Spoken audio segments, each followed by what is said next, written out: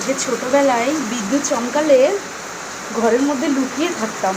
আর এখন বাড়িতে কেউ নেই, ফাঁকা বাড়ি। আমার বড় ছেলে গেছে আমাদের পাশের বাড়ি কাকিমার কাছে, আর আমার বর গেছে ডিউটিতে। এক জায়গায় অনুষ্ঠান বাড়ি যাওয়ার কথা ছিল, যে যাবো বলে রেডি হয়েছিলাম।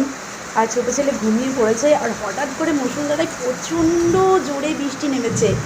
মানে এত জোরে বিদ্যুৎ চমকাচ্ছে, টিভির জ্যাক, তারপরে ফ্রিজের জ্যাক আগে আগে খুলে দিয়েছি, না হলে পুরো যেত। ভীষণ জোরে একটা বাজ পড়েছে, এত ভয় লাগছে কি বলবো। তাও জানলাটা খুলে এখানে দাঁড়িয়ে আছি, কারণ লোডশেডিং, ঘরের ভিতরে অন্ধকার, আরও ভয় পাচ্ছি। বাড়িতে একজন থাকলে তাও কথা বলা যায়। আর ছোটো ছেলে তো ঘুমিয়ে পড়েছে, ওকে জড়িয়ে ধরে রেখেছি, কারণ এত জোরে জোরে বাজ পড়ছে।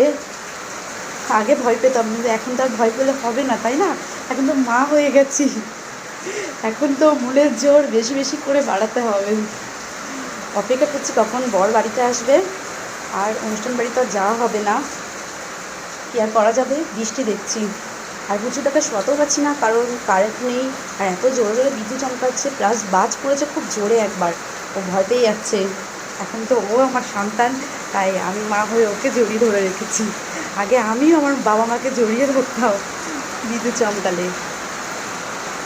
তোমাদের কোথায় কোথায় বৃষ্টি হচ্ছে? আজকে 25শে জুন, সরি আজকে 29শে জুন, রবিবার।